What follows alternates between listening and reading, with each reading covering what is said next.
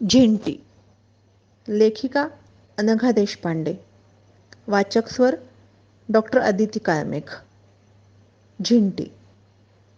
झिंटी नावाचा उच्चार करताच डोळ्यासमोर दोन्ही कमरेवर विठाईसारखी हात ठेवलेली, केस हलकेच पिंजारलेली, डोळ्याच्या एका कोण्यात बुबुळ आणून झाडाच्या फांदीसारखी वाकडी मान आणखीनच कलती करून काहीतरी ऐकते आहे असा भास निर्माण होता होता काहीतरी संदर्भ नसलेलं भस्कन बरळून आपल्या स्वतःशीच हसणारी झिंटी दिसते.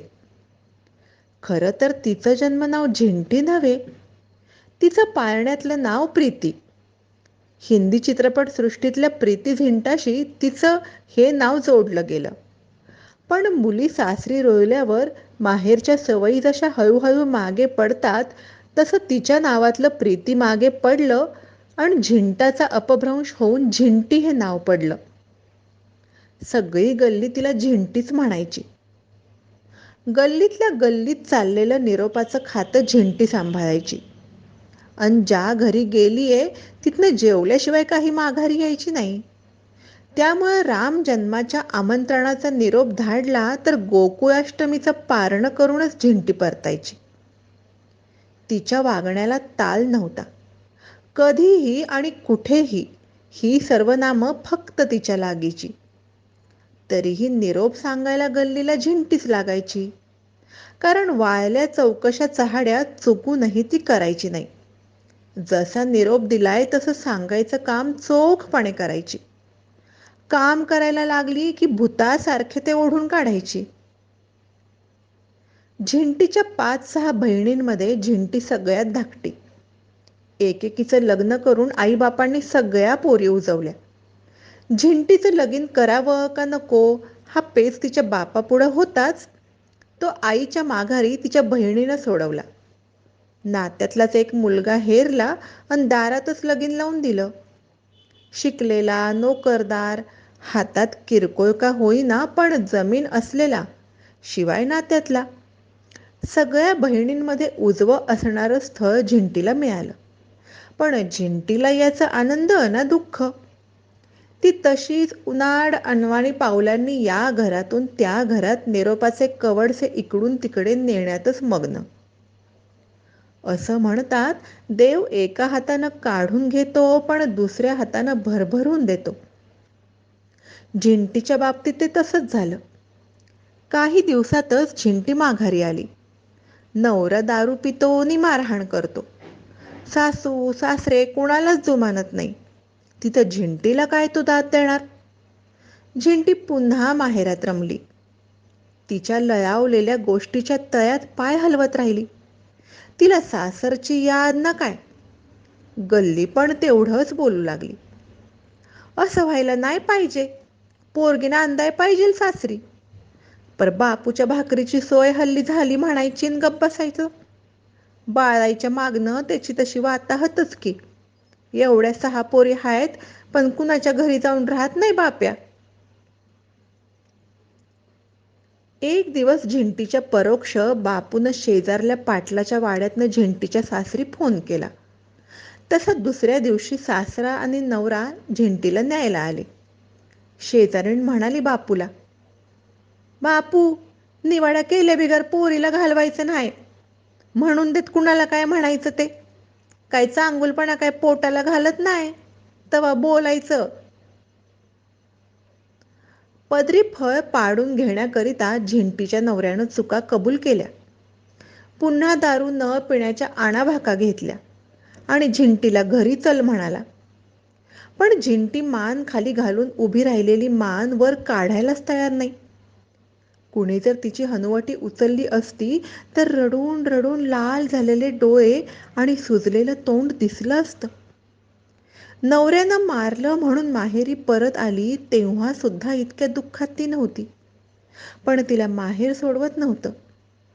झिंटी अशी बहिरी झालेली बघून शेवटी नवऱ्यानं तिच्या हाताला धरून दरा ओढलं नि घेऊन चालला. झिंटी तशीच रडत रडत बोलत होती, बापू म्या नाही येडवाकडं वागणार.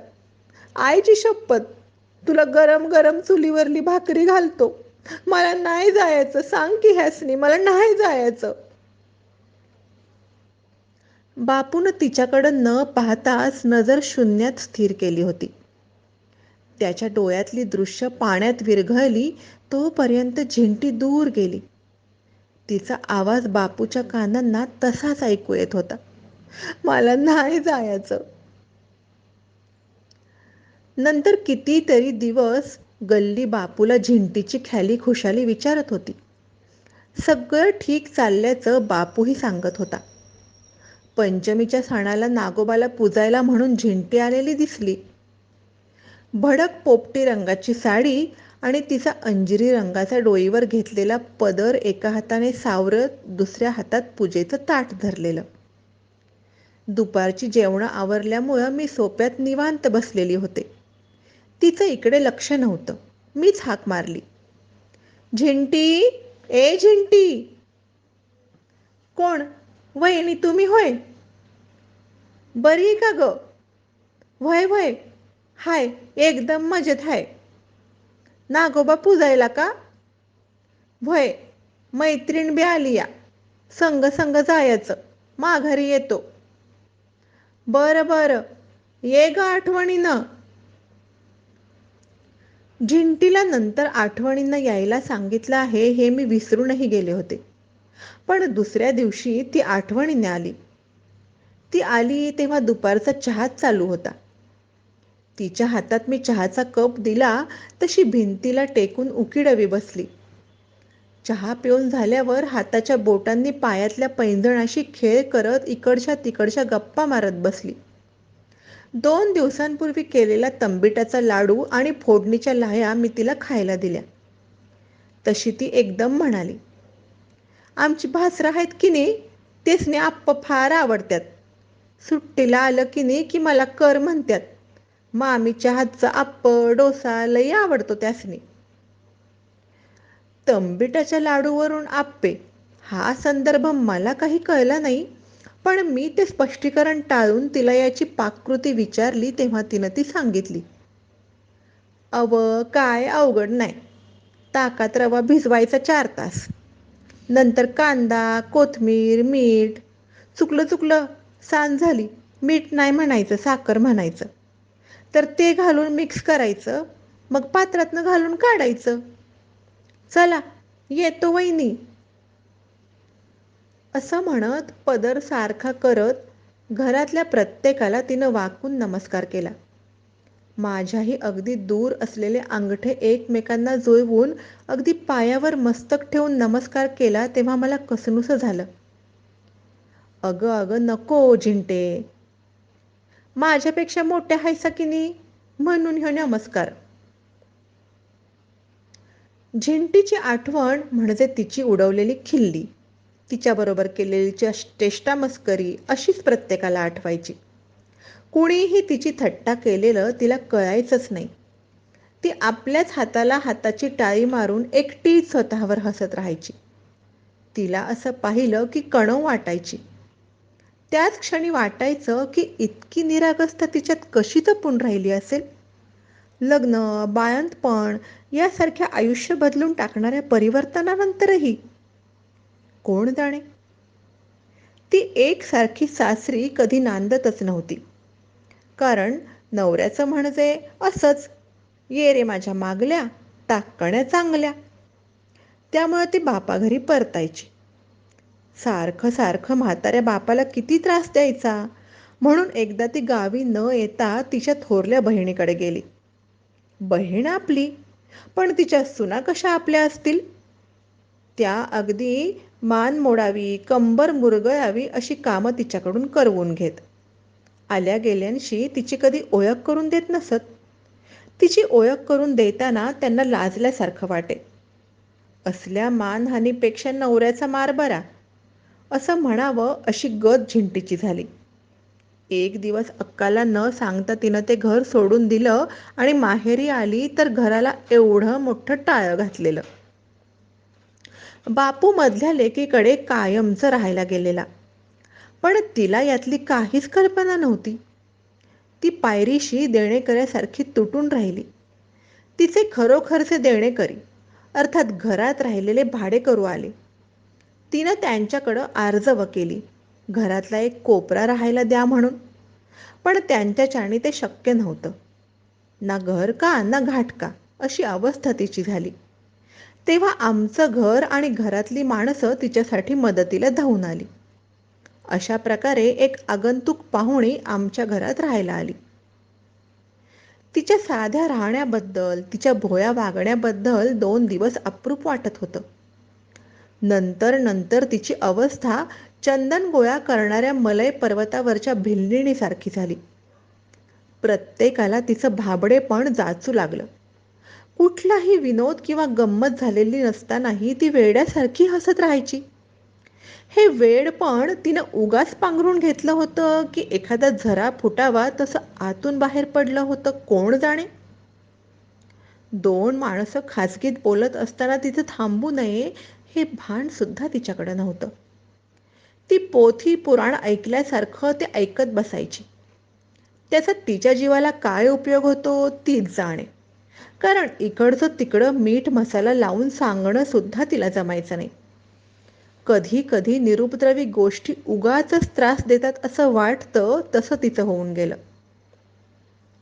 गेल्या काही दिवसात तिला ना नवऱ्याची आठवण आली ना मुलाची.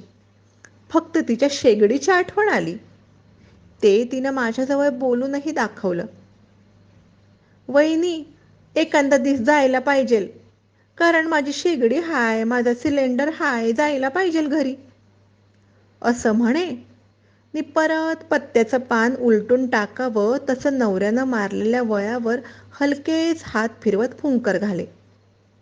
त्या फुंकरीसोबत एखादी रुई उडत जावी तसं रुईसारखं असणारं तिचं जगणं सुद्धा उडत जाई.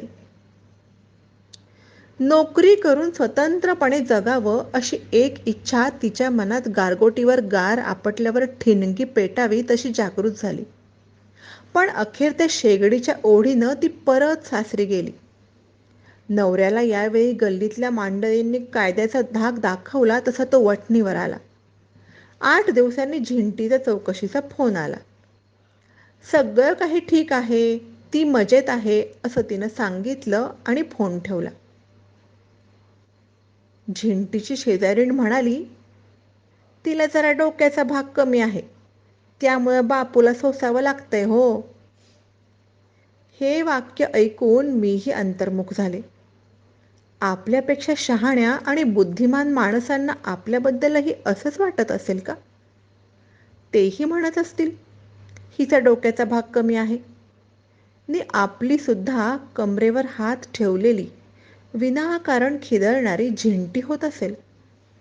आपणही त्यांच्या लेखी भाबडे निरुपद्रवी असूनही अधूनमधून उपद्रवी वाटणारी आपली ही झिंटी होतच असेल की. धन्यवाद.